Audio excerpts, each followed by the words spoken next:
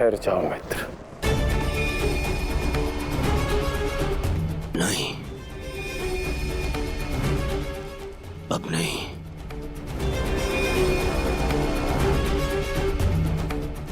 क्रोध में विवेक मत खो बैठा। जो अपना सम्मान खो चुका हो उसके पास खोने को और क्या शेष है। ले लेने देते उस अभिमन्यु को मेरे प्राण, वीर गति तो मिलती। सारी सेना के सामने मेरा वस्त्र हरण कर गया वो बालक, जिन पांडवों का सर कटा हुआ देखना चाहता था उन्हीं का बालक मेरा सर झुका गया। संसार के सारे योद्धा देखते रह गए और वो बालक मुझे अपने बाणों के चक्र में फंसा गया। मैं ये अपमान सहन नहीं कर सकता। क्या करूंगा जीवित रह गए जब संसार के सामने शीश उठाकर चल भी नहीं सकता मैं। इसीलिए अब मैं अग्नि स्नान करूंगा।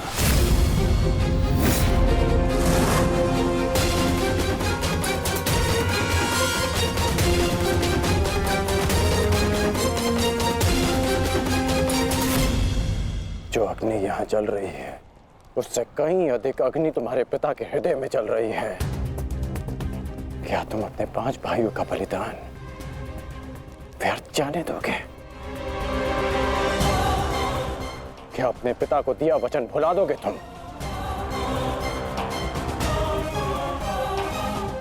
अपने चारों ओर देखो मित्र, क्या ये सब व्यर्थी अपने प्राणों के साथ खेल रहे हैं? जो वीर गति को प्राप्त हुए हैं, क्या उनका बलिदान व्यर्थ जाने दोगे तुम? तुम्हारे अनुज, तुम्हारे मामाश्री, तुम्हारे गुरुदेव, ये सब तुम्हारे सम्मान, तुम्हारे अधिकार के लिए लड़ रहे हैं और तुम अपने कर्तव्य से मुंह मोड़ना चाहते हो। पूछो अपने सैनिकों से कि आज जो युद्ध में हुआ कि क्या वो उससे लज्जित हैं या वो कल युद्ध में उसका प्रतिशोध लेंगे? बोलो सैनिकों। प्रतिशोध लेंगे, प्रतिशोध लेंगे, प्रतिशोध लेंगे।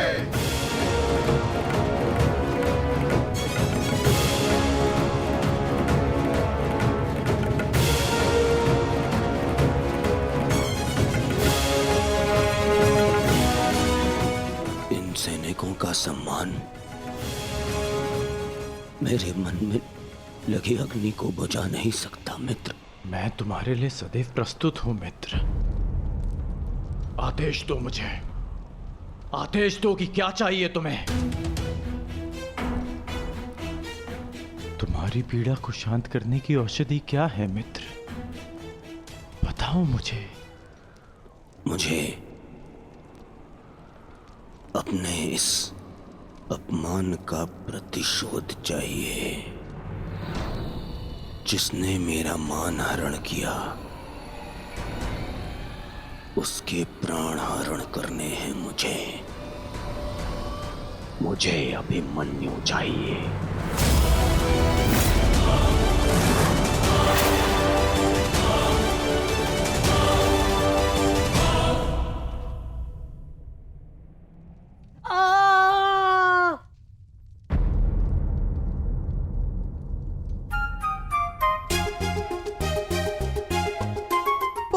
पीड़ा हो रही है ना इन्हें?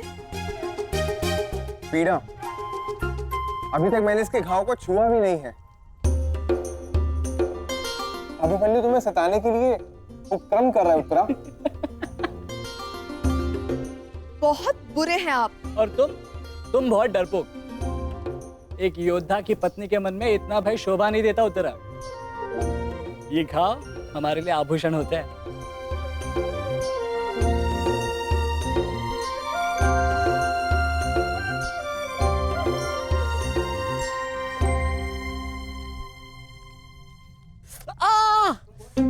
क्यों सताते हो तुम उसे? अब क्या करूं माता, वो तो आजकल हर बात पर क्रोधित हो जाती है। और अब आप भी मुझे डांट रही हो। तुम्हें अधिक चोट तो नहीं आई ना पुत्र? नहीं पिताश्री, बल्कि बहुत कुछ सीखने को मिला। सच में अंगराज कर्ण एक महान योद्धा है। उन्हें आपके अतिरिक्त और कोई टक्कर नहीं दे सकता। हाँ पुत्र, परंतु हम दोनों के लक्ष्य और सोच भिन्न हैं।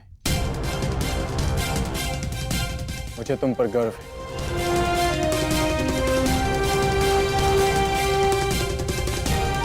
गर्व तो होना ही चाहिए। आज अभिमन्यु ने दुर्योधन को उचित उत्तर दिया।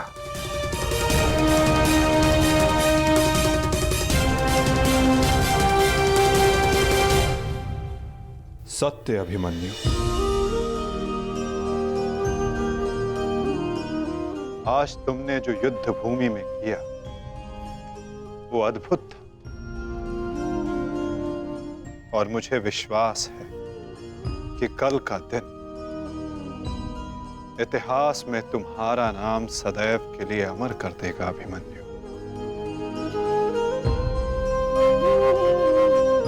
इतिहास से पूर्व मेरे पुत्र ने अपनी छवि मेरे मन में अमर कर दी है। 14 वर्षों के पश्चात आज पहली बार मन को एक शीतलता पहुंची कि मेरे पुत्र ने मेरे साथ हुए अपमान और अत्याचार का भान उस दुर्योधन को करवाया। मेरी आत्मा को जैसे एक वस्त्र का संबल मिल गया। इसके लिए मैं सदैव के लिए अभिमन्यु की ऋणी रहूं।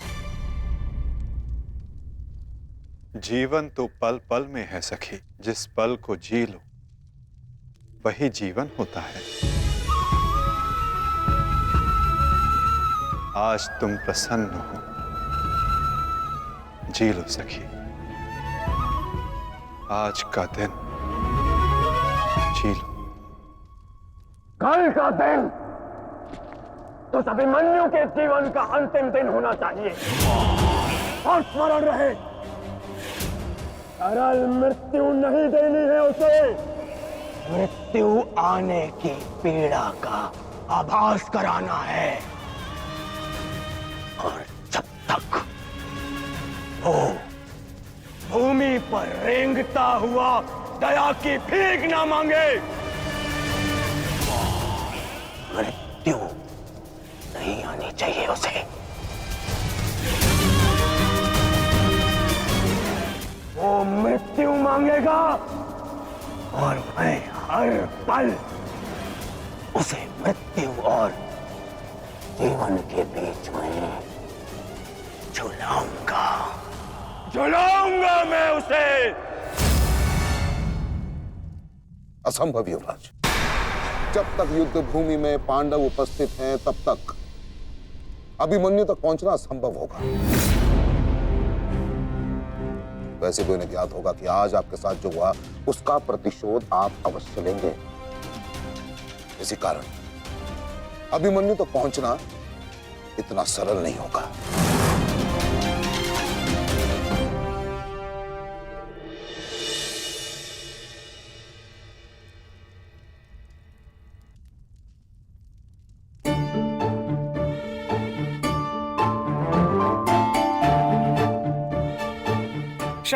क्षमा कर दो, भूल हो गई बस।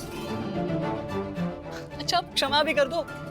जिसने युवराज दुर्योधन का मस्तक झुका दिया वो आज तुम्हारे समक्ष सर झुकाए मना रहा है तुम्हें। देखो, किसी ने मुझे इस प्रकार सर झुकाए देख लिया ना तो मेरा बहुत उपहास उड़ाया जाएगा। पहले वचन दीजिए कि भविष्य में आप इस तरह मेरा उपहास नहीं बनाएंगे। आपको अनुमान भी है मैं कितनी भयभीत हो गई थी। अब इसमें भयभीत क्या होना उत्तरा? आप नहीं समझेंगे, मुझे आपसे बात ही नहीं करनी। तो ठीक है, मत बात करना, परंतु कल यदि लौटा नहीं ना तो पछताना नहीं कि... दोबारा ऐसे मत बोलना आर्य। भाई खो चुकी हूँ, पति नहीं खो सकती। क्षत्रिय हूँ, अपने अधिकार लेना जानती हूँ। आपको लौटना होगा, क्योंकि इस बार केवल मैं नहीं, आपकी होने वाली संतान भी आपकी प्रतीक्षा करेगी।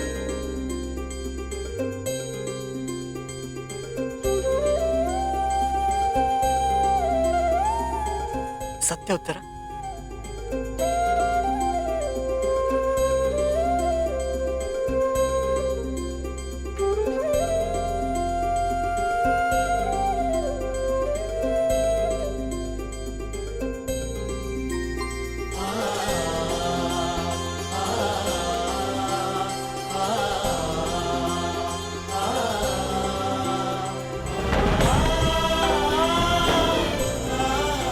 मैं तुम्हें वचन देता हूं उत्तरा, तुम और हमारी संतान सदा मुझ पर गर्वित रहेंगे। जानती हूँ आपकी संतान बहुत भाग्यशाली है, उसे अपने पिता की शौर्य गाथा सुनने को मिलेगी। गाथाएं विजय के साथ होती है उत्तरा, और विजय अभी शेष है। युद्ध शेष रहे या ना रहे, उस अभिमन्यु के प्राण शेष नहीं रहने चाहिए आचार्य। आप सेनापति तीरगत के वीर रेशु शर्मा, मध्य नरेश शैल्य, अश्वत्थामा अंगराज, इतने वीरों के होते हुए भी क्या एक बालक को बंदी बनाया नहीं जा सकता? तुम्हारे प्रतिशोध के लिए केवल कुशल योद्धाओं की नहीं, बल्कि एक उत्तम योजना की आवश्यकता है मेरे होने वाले सम्राट। हमारी सफलता एक उत्तम योजना में छिपी है।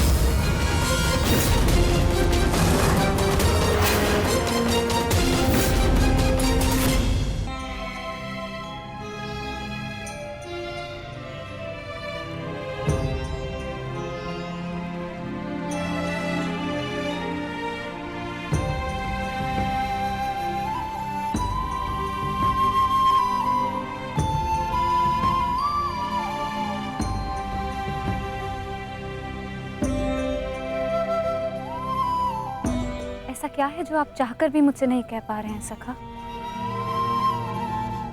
ये रात का अंधकार भी आपके मुख पर आए हुए भाव मुझसे नहीं छुपा सकता। रात्रि के बाद दिन आता है सखी, उसी प्रकार जीवन के पश्चात मृत्यु आती है, सुख के बाद दुख आता है, और यही सृष्टि का नियम है। हमें अपने जीवन में सबके लिए तत्पर रहना चाहिए सखी।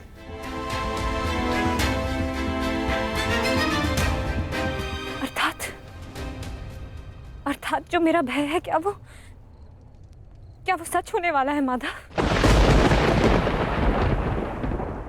क्या कल पांडवों के साथ कुछ अनिष्ट होने वाला है?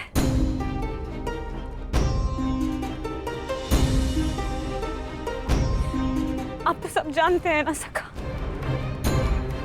बताइए मुझे, बताइए मुझे।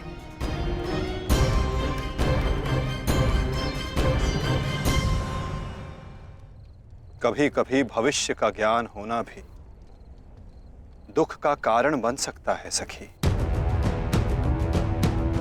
यदि समय के अनुसार मनुष्य को सत्य का ज्ञान हो तो वो स्वयं को संभाल सकता है। और आज तुम्हारी प्रसन्नता का दिन है सखी। आज तुम्हारे पुत्र ने तुम्हारे अपमान का प्रतिकार किया है। जाओ सखी, जाकर सो जाओ, क्योंकि जीवन की हर रात्रि सदैव सोने के लिए नहीं होती।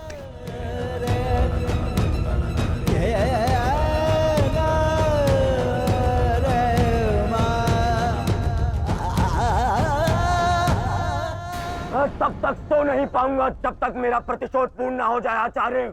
प्रतिशोध की आग में कोई और भी जल रहा है। युवराज दुर्योधन,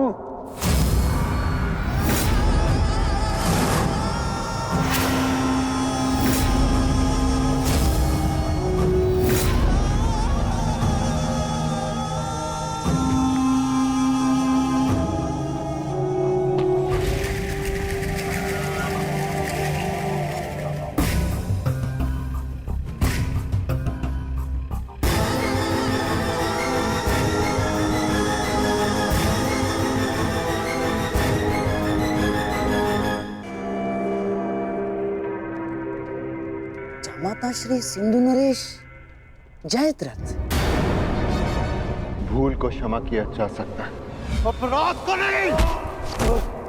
इस सम्मान के पश्चात मछली बचा तो ऐसा भयंकर प्रतिशोध होगा कि तुम पांचों की आत्मा कांप उठेगी। प्रतिशोध लूंगा। कल तुम्हारे साथ साथ मेरा प्रतिशोध भी पूर्ण होगा और मैं सम्मान सहित तुम्हारी बहन दुशला को अपना मुख दिखा सकूंगा।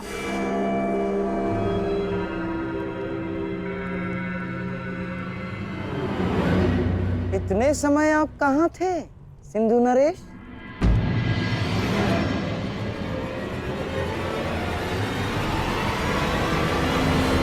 अपने अपमान के प्रतिशोध का प्रबंध कर रहा था।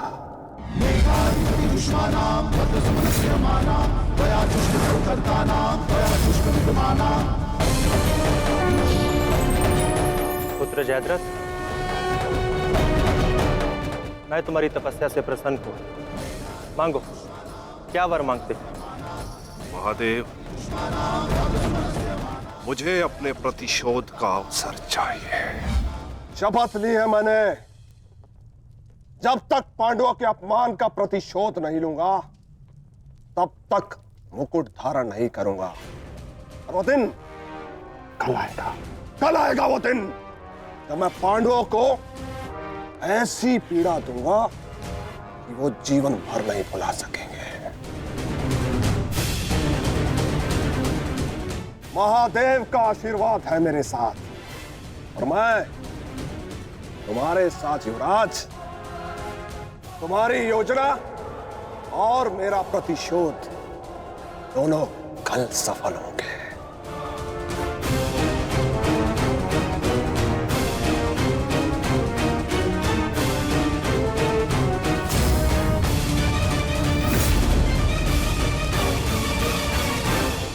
हर हर महादेव, हर हर महादेव।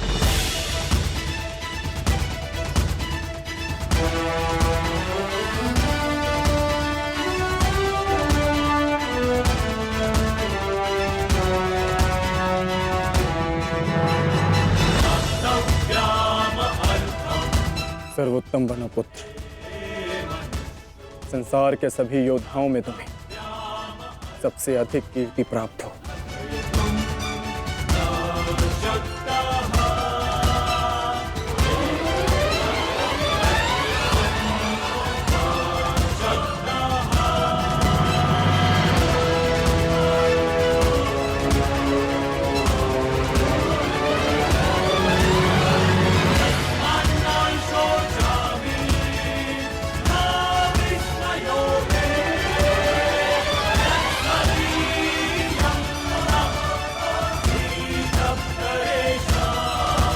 आशीर्वाद दीजिए मामा श्री कि मैं विजय श्री प्राप्त कर लूं।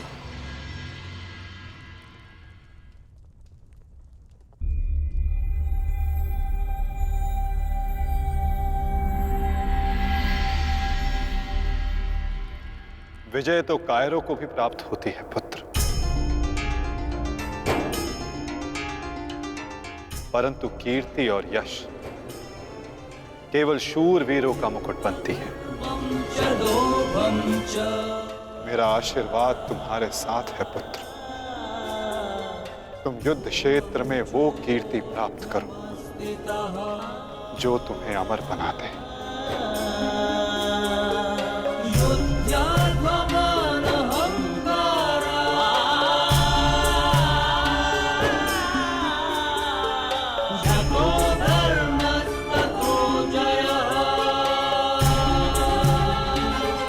मामा श्री कि मैं विजय श्री प्राप्त कर लौटूं।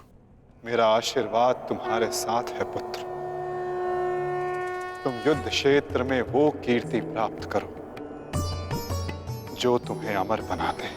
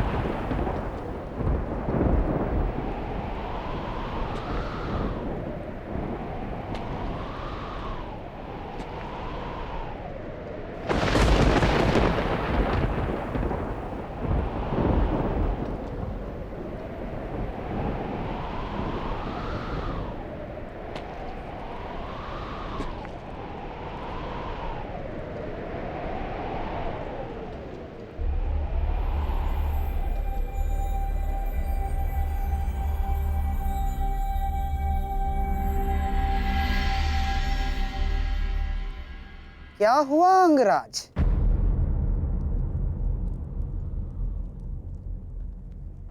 सूर्यदेव से आप ये प्रार्थना तो नहीं कर रहे हैं कि वो उदित ही ना हो?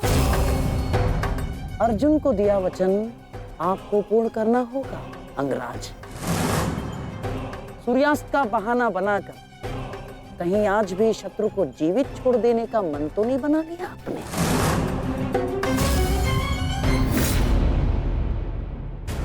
कभी कभी मौन रहने से प्राण बच जाते हैं। अब एक और शब्द अपने मुख से निकाला तो युद्ध आरंभ होने से पूर्व ही शत्रु से पहले मैं अपने पक्ष के किसी योद्धा का वध कर दूंगा। अंगराज, अंगराज आप क्रोधित क्यों हो रहे हैं? मेरे कहने का तात्पर्य केवल ये है कि आपके पुत्र वृषसेन की मृत्यु तो स्मरण है ना आपको? वृषसेन के हत्यारे अर्जुन का पुत्र ही आज आपका लक्ष्य होना चाहिए। बस मैं यही कहना चाह रहा था। कर्ण को स्मरण है मामा श्री।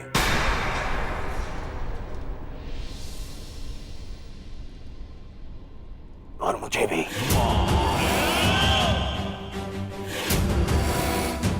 आज हम वृषसेन की मृत्यु और मेरे अपमान का प्रतिकार दोनों लेंगे। मैं केवल इतना जानना चाहता हूं कि इस प्रतिकार से पूर्व उस कौटे अर्जुन को मार्ग से हटाने का क्या प्रबंध करना चाहिए? उसका प्रबंध मैं कर चुका हूं मेरे होने वाले सम्राट।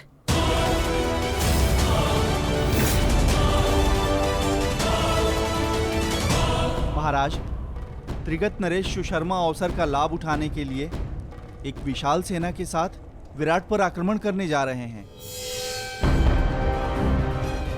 विराट नगर को सहायता की आवश्यकता है। शीघ्र कुछ कीजिए। मुझे शीघ्र ही विराट प्रस्थान करना होगा। किंतु महाराज, इतने कम समय में आपका विराट पहुंचना असंभव है। केवल वासुदेव में ही वो क्षमता है जो वायु गति से रथ चलाकर अर्जुन के साथ वहां पहुंचे। हमें आपकी सेना की आवश्यकता है और अर्जुन अकेला ही उन सब के लिए पर्याप्त है। किंतु अर्जुन की अधिक आवश्यकता यहाँ रणभूमि में। परंतु महाराज, आप वहां बहुत से परिवार, स्त्री और बालक संकट में। एक समय था जब विराट राज ने हमें अज्ञातवास में शरण दी थी। आज वो समय आ गया है कि हम उसका ऋण चुका सकें।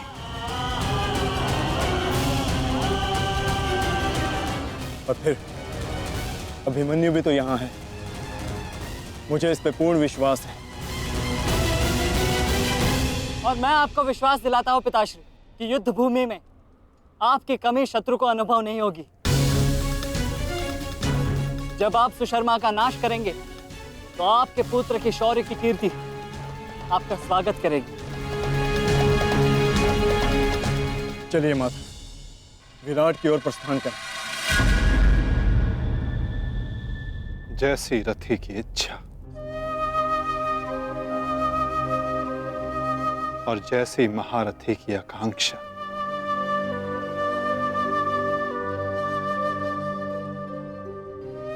आओ पार्थ।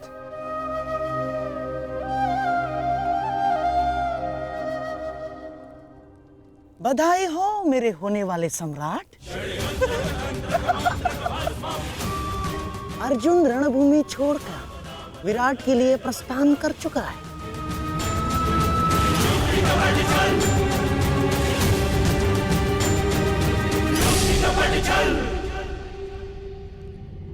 आचार्य द्रोण, समय आ चुका है। हमारी सेना को अपनी योजना अनुसार सज्ज कीजिए। किस प्रकार चक्की का पत्थर एक ही चक्कर में अन्न के दानों को पीस देता है, उसी प्रकार हमारी यह सेना शत्रु सेना को एक ही चक्कर में पीस देगी युवराज।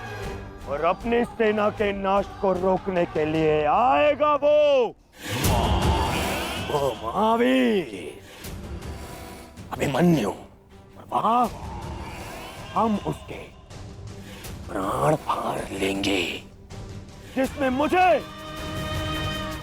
अपने बाणों के चक्र में फंसाया था। आज वो फंसकर मरेगा हमारे चक्रव्यूह में। युद्ध का 13वां दिन।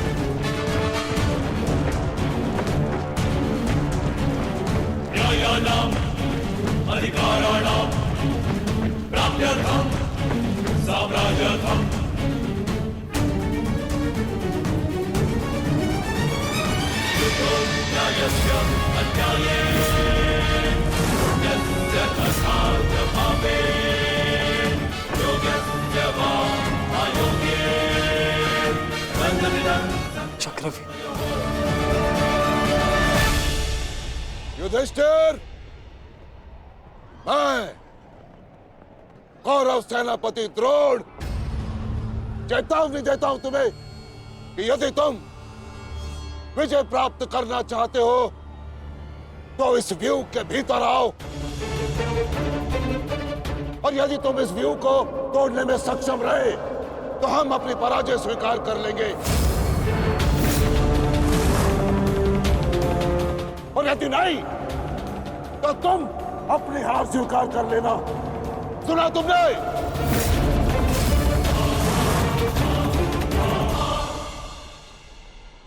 आचार्य द्रोण, हम अवश्य ही इस चक्रव्यूह को ध्वंस कर देंगे।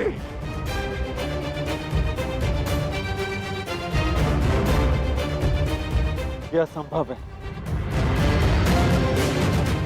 चक्रव्यूह युद्ध का सबसे कठिन और सबसे विनाशकारी व्यूह है। इसका हल केवल अर्जुन के पास है। यह आचार्य द्रोण की योजना थी, इसीलिए अर्जुन को युद्ध भूमि से दूर किया गया।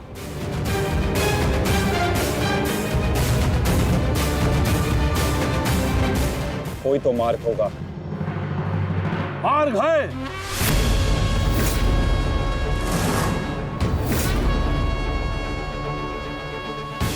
मैंने भी उसी आचार्य भारद्वाज से चक्रव्यूह भेदन सीखा है, जिस आचार्य भारद्वाज से उस द्रोण ने चक्रव्यूह की रचना सीखी।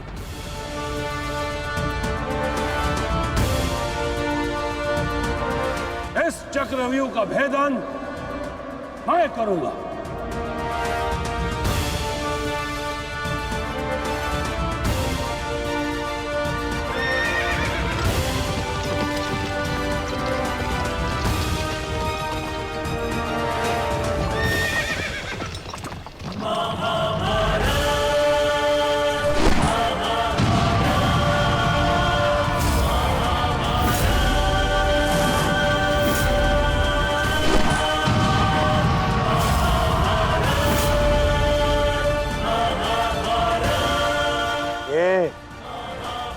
क्या है आचार्य? पांचाल नरेश द्रुपद तो इस व्यूह को तिनके की तरह तोड़ते हुए आगे बढ़ रहे हैं। भूल गया मेघराज कि मैंने और इसी द्रुपद ने मेरे पिताश्री के आश्रम में इस चक्रव्यूह का अभ्यास किया था। तो अपने मित्र को रोकने के लिए कोई अस्त्र, कोई शस्त्र है आपके पास? अब तो केवल एक ही अस्त्र है और एक ही शस्त्र दुर्योधन। जयद्रथ!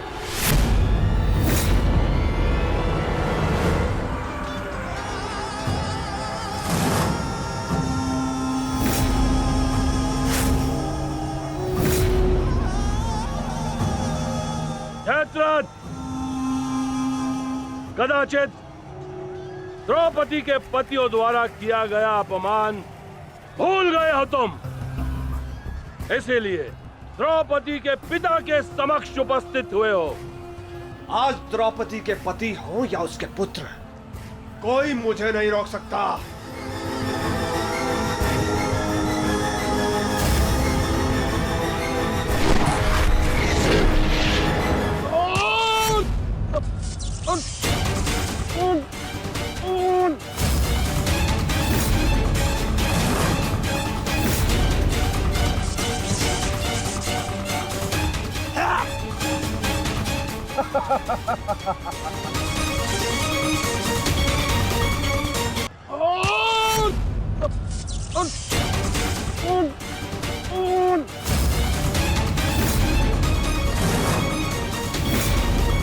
आगे बढ़ो पांडवों, अन्यथा अपनी सेना का विनाश देखो।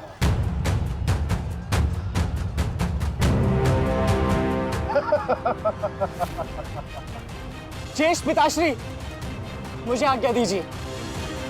मुझे चक्रव्यूह के भीतर प्रवेश करने का मार्ग ज्ञात। मैंने पिताश्री से सुना था कि ये मैं कर सकता हूं।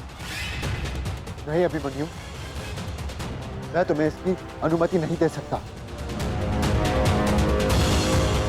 धर्मराज ठीक कह रहे हैं। आचार्य ने कुछ सोच समझकर ही इस व्यूह की रचना की है।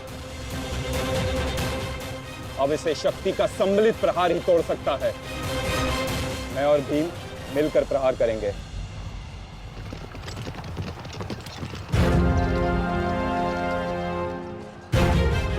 देखिए ने मामा श्री, कृष्ण और भीम स्वयं आक्रमण कर रहे हैं।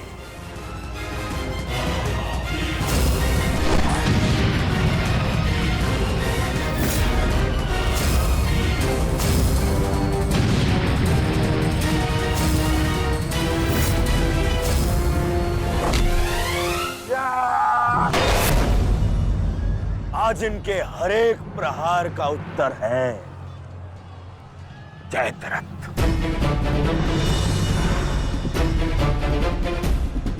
चक्रव्यूह में प्रवेश करने से पूर्व मुझसे नहीं मिलोगे मित्र? स्मरण है ना 5 चोटियां? आज उसी के प्रतिकार का दिन है।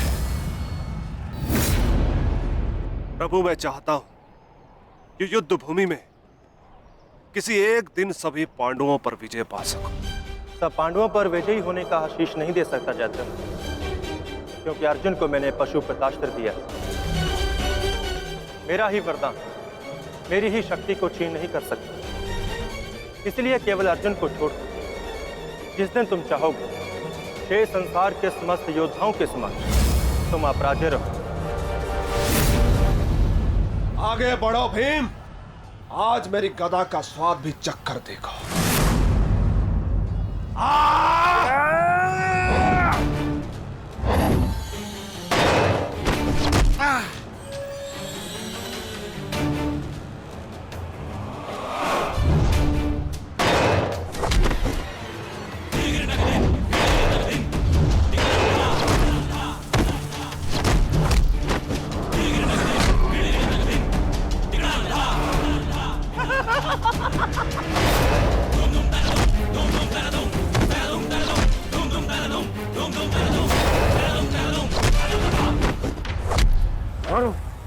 मारो से।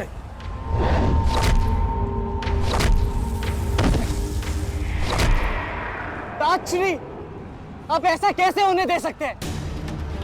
ताजश्री भीम और मामा दृश्यद्युम्न में शक्ति है, परंतु चक्रव्यूह को शक्ति से नहीं, युक्ति से तोड़ा जा सकता है।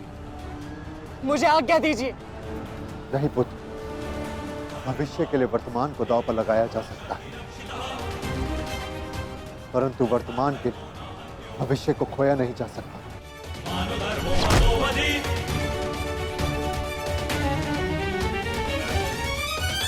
ताजश्री भीम और मामा दृश्यद्युम्न में शक्ति है, परंतु चक्रव्यूह को शक्ति से नहीं, युक्ति से तोड़ा जा सकता है।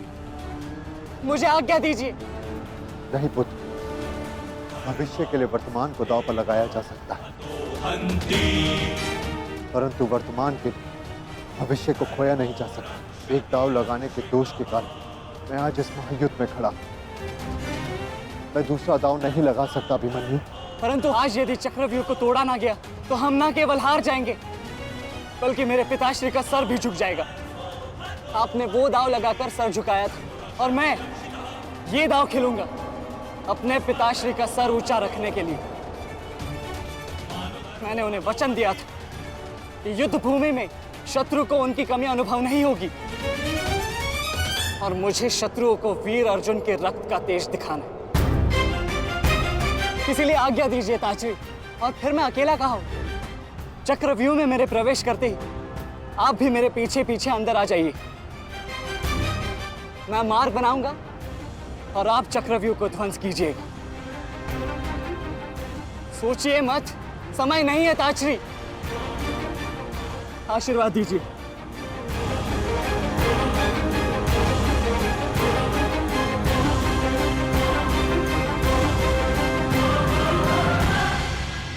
ठीक है पुत्र,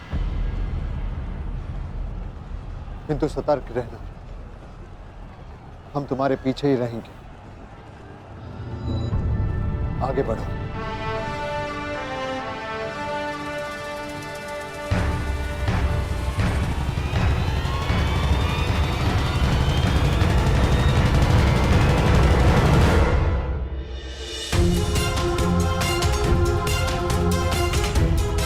जाओ सही, जाकर सो जाओ, क्योंकि जीवन की हर रात्रि सदैव सोने के लिए नहीं होती।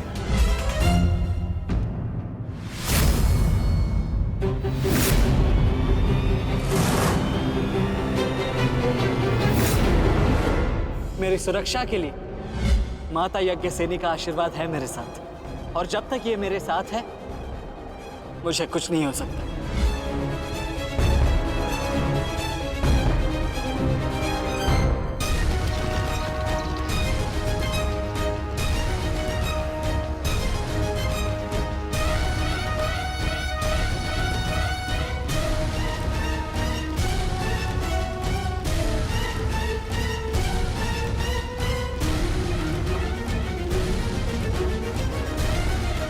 क्या हुआ माता? आप रुक क्यों गए? चूंकि समय नहीं रुकता पार्थ, परंतु मानव को 2 पल रुकने का अधिकार है।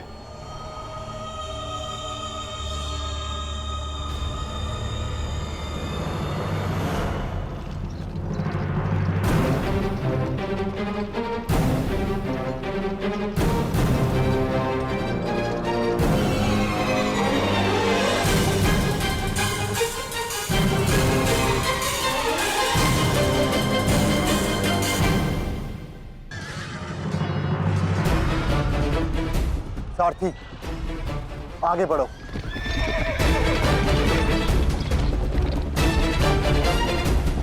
अभिमन्यु के द्वार तोड़ते ही हमें उसमें प्रवेश करना है। अभिमन्यु को दृष्टि में रखना, उसकी रक्षा करना हमारा कर्तव्य है।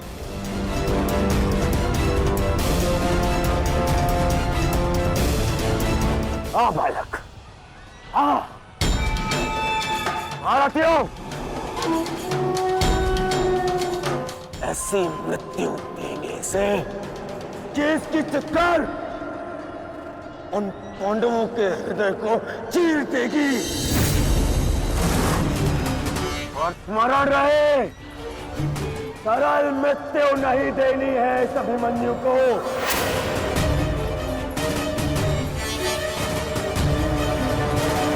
नहीं देनी है ऐसे सरल मृत्यु।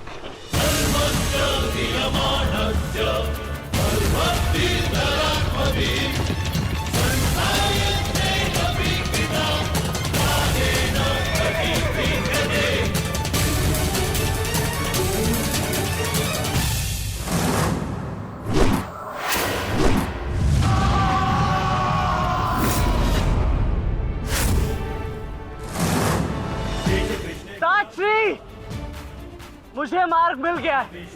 इससे पहले कि द्वार बंद हो जाए, आप शीघ्र ही मेरे पीछे आइए। सारथी शीघ्रता करो। शीघ्रता करो सारथी, शीघ्रता।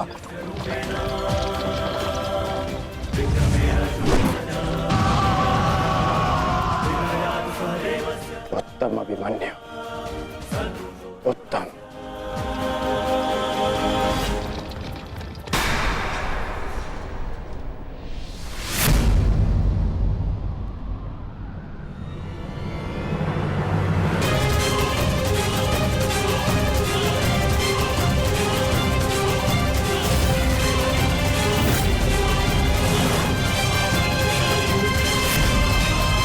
एक बार तुम्हें क्षमा कर दिया था, किंतु अब नहीं।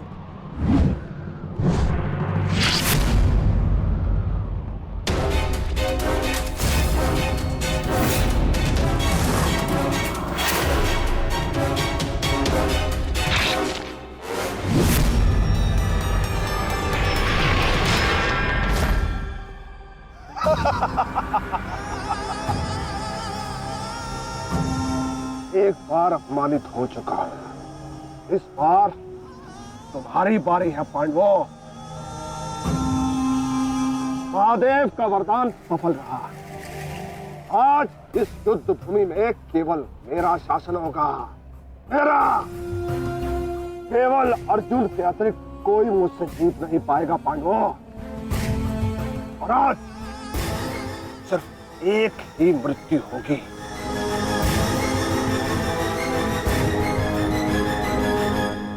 अभिमन्यु की।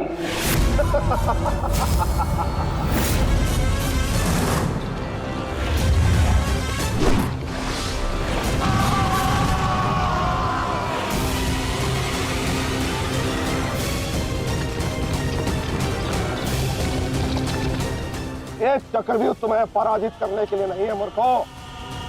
ये तो उस अपमान का प्रतिकार था जो कल अभिमन्यु ने युवराज दुर्योधन के साथ किया था।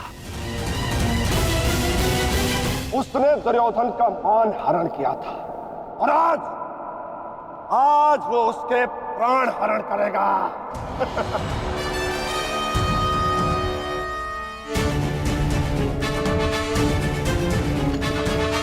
अभिमन्यु, लौट आओ, ये षड्यंत्र है। न्यायानाम अधिकाराणाम राज्यार्थम साम्राज्यार्थम न्यायानाम अधिकाराणाम राज्यार्थम साम्राज्यार्थम। व्यू के भीतर प्रवेश करना जितना चुनौतीपूर्ण है, उतना ही चुनौतीपूर्ण उससे बाहर निकलना भी है। और यदि बाहर निकलने का मार्ग मनुष्य को नहीं पता तो उस मनुष्य का अंत निश्चित है।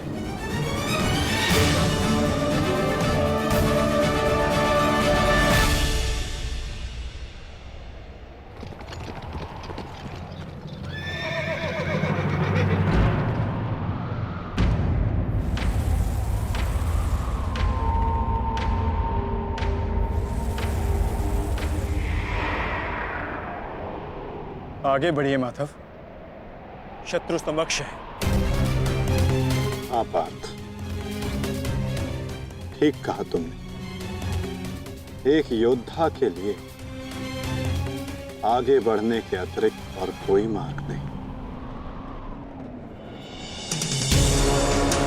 वापस आओ अभिमन्यु, लौट आओ, व्यू में प्रवेश मत करो।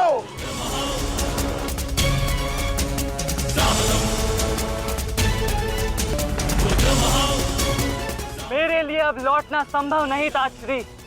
यदि हमने इस चक्रव्यूह को नहीं तोड़ा तो हम ये युद्ध हार जाएंगे और मेरे रहते ये संभव नहीं। समझने का प्रयत्न करो पुत्र, ये सब तुम्हें घेर कर तुम्हारे प्राण लेना चाहते हैं। लौट आओ अभिमन्यु, लौट आओ।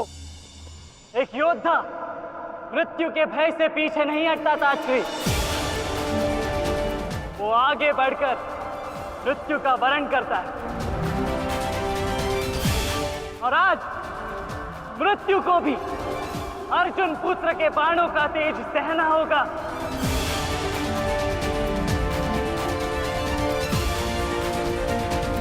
मैं इस चक्रव्यूह में आया हूं ताकि पांडवों का सर गर्व से उठा रहे।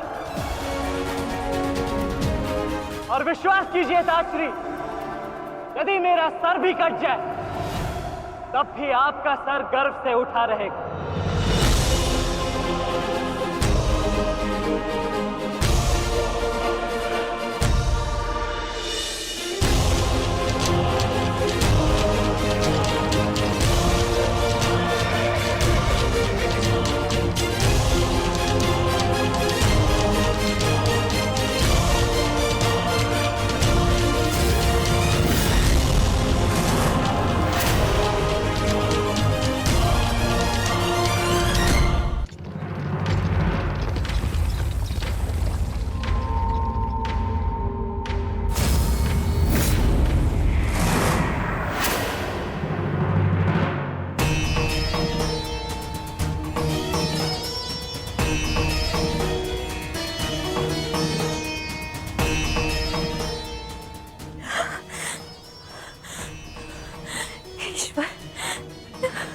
ईश्वर, मेरे पुत्र की रक्षा करना। आओ आओ अर्जुन पुत्र आओ, तुम्हारा अपने इस मृत्यु व्यू में स्वागत है।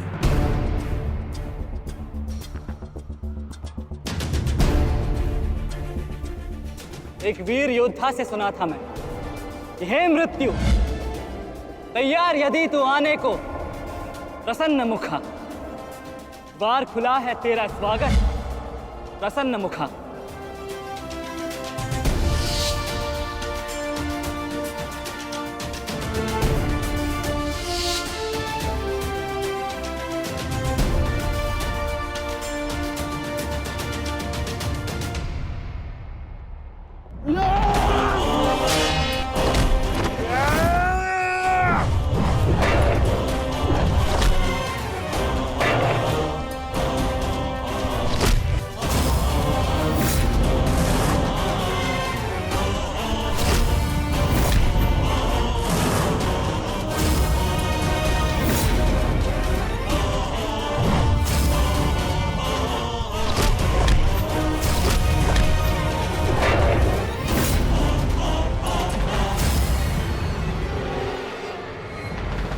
चाहूं तो तुम्हारा और बाकी तीनों पांडवों का इसी क्षण अंत कर सकता हूं मैं, किंतु उसके साथ उस पीड़ा का भी तो अंत हो जाएगा जो अभिमन्यु को पल पल मरते देख तुम्हें होगी। फिर उस पीड़ा का अनुभव कैसे होगा तुम्हें जो जयद्रथ ने इतने वर्षों तक सही है। अभी तो वो दृश्य देखना शेष है जिसे देखकर तुम स्वयं मुझसे अपनी मृत्यु की भीख मांगोगे। तुम्हारे सामने तुम्हारे कलेजे के टुकड़े टुकड़े होंगे और तुम कुछ नहीं कर पाओगे, कुछ नहीं। क्या हुआ? इतने महारथी को देख के भयभीत हो गए? क्यों? नहीं काका श्री, अपितु ये तो सम्मान की बात है कि एक साथ इतने सारे योद्धा मुझसे द्वंद्व करने की प्रतीक्षा कर रहे हैं। अच्छा, सच में महान धनुर्धर अर्जुन के पुत्र और महानतम योद्धा वासुदेव कृष्ण के भांजे का स्वागत ऐसा ही होना चाहिए। प्रणाम स्वीकार करे आदरणीयों।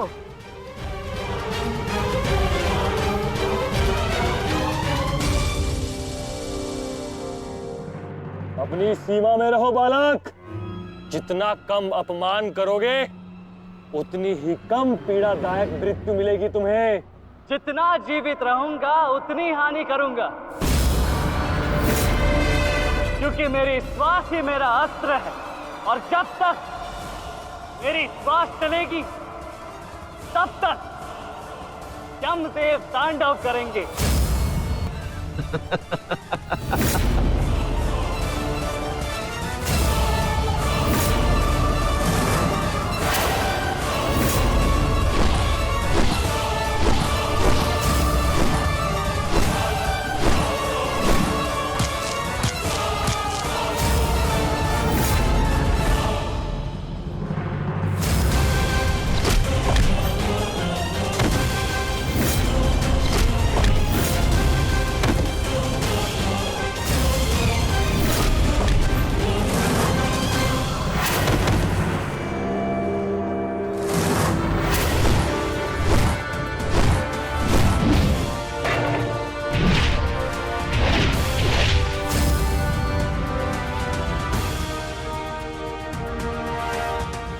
स्मरण हुआ काकाश्री? कहा था ना मैंने कि जब जब आपसे द्वंद करूंगा तब तब आपके वस्त्र हरण करूंगा, और तब तब आपके मुख पर इस लज्जा को देख अपने मन में जल रही प्रतिशोध की ज्वाला को शीतलता प्रदान करूंगा। और हो गया मेरा अपमान, अब और नहीं। महारथियों, आक्रमण करो इस बालक पर।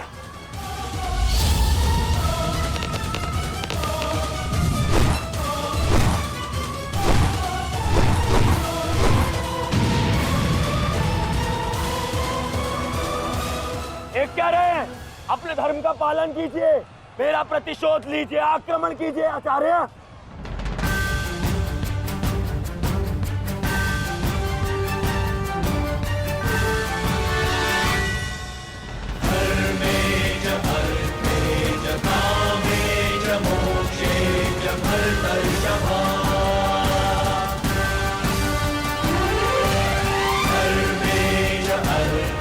नहीं आचार्य द्रोण, ऐसा अनर्थ मत कीजिए।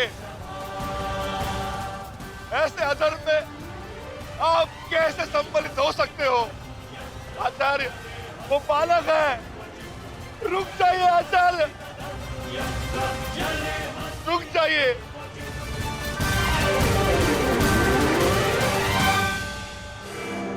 अपना दिया वचन स्मरण है ना पिताश्री?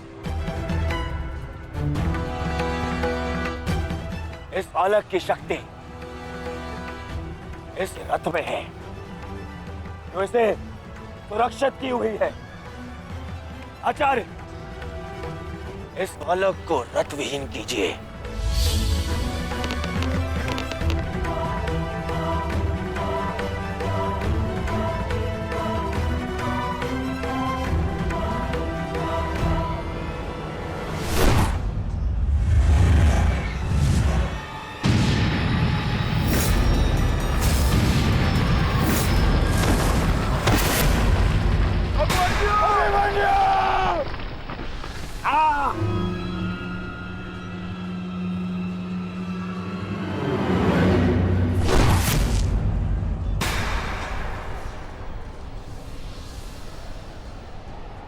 माधव,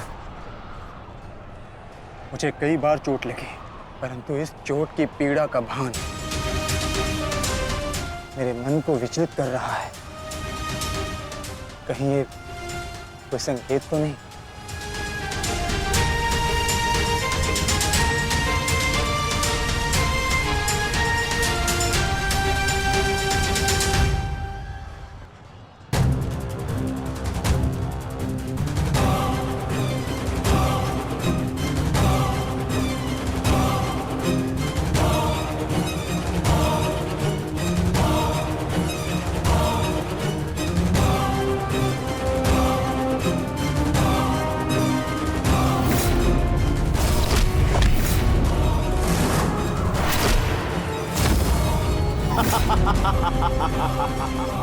दुर्योधन, केवल आचार्य द्रोण को अपना वचन ज्ञात कराने से क्या होगा? इतने अपमान के पश्चात भी अंगराज कर्ण तो जो के त्यों खड़े हैं। क्या इनका इस युद्ध के प्रति कोई कर्तव्य नहीं? मैं केवल नियम का पालन कर रहा हूं गांधार नरेश। नियम और नीति कहती है कि एक योद्धा के साथ केवल एक ही योद्धा युद्ध कर सकता है, और द्वंद के लिए अभिमन्यु युद्ध के लिए किसको चुनेगा वो उसका अधिकार है। नहीं मित्र, ये विकल्प लेने का समय नहीं है। अंत करो इसका। नहीं मित्र, हमें ये युद्ध जीतने के लिए अनीति का सहारा लेने की आवश्यकता नहीं है। नीति सिखाते सिखाते प्रपितामह शरशैया पर चले गए। यदि इन्हें नीति का ज्ञान होता तो आज ये युद्ध संभव ही ना होता। अभिमन्यु, तुम्हें विकल्प चुनना होगा।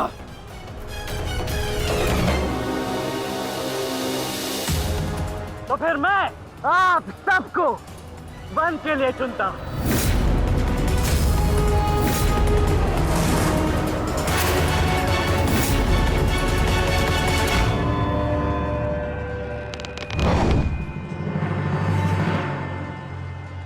देख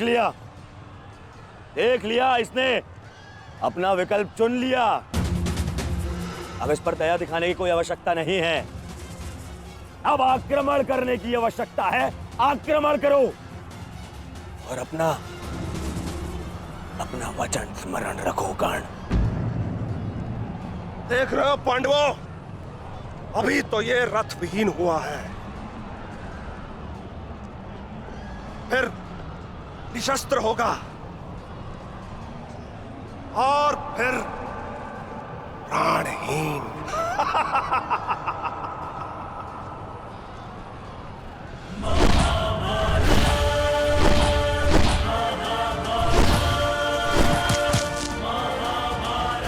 ये क्या कर रहे हो?